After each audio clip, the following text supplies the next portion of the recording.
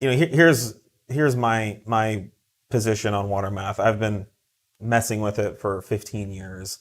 I remember in the early 2000s, people, in some of the forum, before forums, some email lists, we would talk about how in World War II they used water meth in the fighter planes to help run more boost in on these supercharged massive like rotary engines, 2,000 horsepower fighter plane engines. And so water meth is not a new thing. It's been being used for a long time.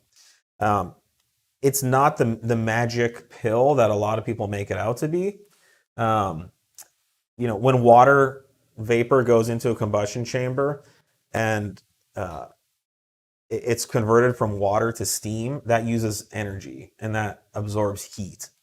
So if you have a hot intake charge, you can convert some of that heat into steam and potentially reduce the heat or steam, or make the air slightly more dense because you've taken some of the heat out of it. However, it's a pretty minimal effect, and I have never seen anything to suggest that it's like going from 91 to 100 octane by just simply injecting water. Right. Now, when you add methanol to it, methanol does the same thing where it takes energy to convert it, but however, methanol also burns and it has a high octane. Yep. So by injecting methanol, you're just increasing the octane of the fuel going into your motor. So that has a clear benefit, but it's not necessarily all due to the heat effect. And then there's one other thing that I'll add is that by spraying water and methanol on your air temp sensor, which is inside your intake manifold, the air temp sensor will automatically cool and send a cooler temperature to the factory ECU. That means that the factory ECU will then advance the timing because it's being told that air has cooled down inside the motor. The air isn't necessarily as cool as it's suggesting. And the example I use is if you have a buddy that spritzes you on a hot day with water, it's still 105 degrees outside, but you feel a little bit cooler because of the evaporative effect off your skin. And now some of the heat in your body has been used to convert water into steam, and so that heat has left your skin.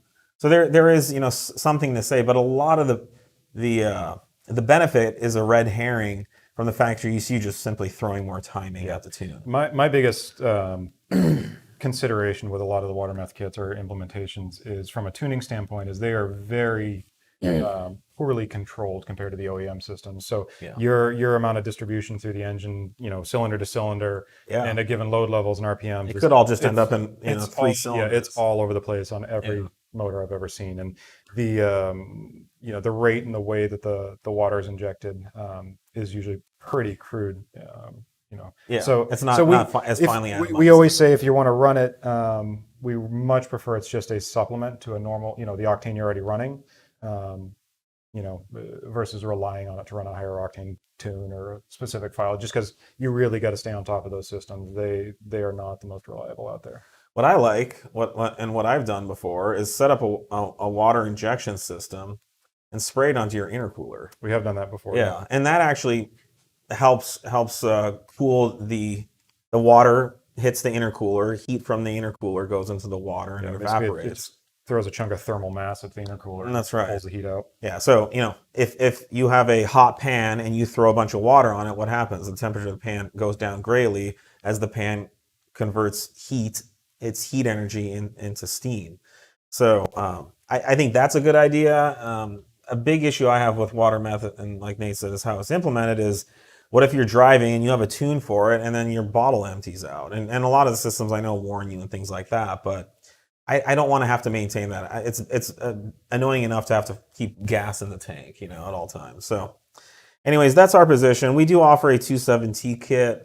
And we have the kits. I mean, a B8 kit would have to be port injected. I think JHM has something that they did for it. Mm-hmm. I mean, there's a couple of. That's a better way to do it, is to inject it into the port. The thing with that is, though, it's after the air temp sensor, so you don't get the false intake temp drop, but it does help the charge. So it's, when we've isolated the water meth from all the water temp stuff, we've seen very little power gains. It's water meth. Usually we have to. I remember the first time we implemented it on a 2.7. we ended up putting smaller and smaller nozzles until the power peaked. And then we realized the nozzle was so small, there was almost no Very water minimal going effect. into the motor. So we basically took it off and it made the same peak power. Yeah.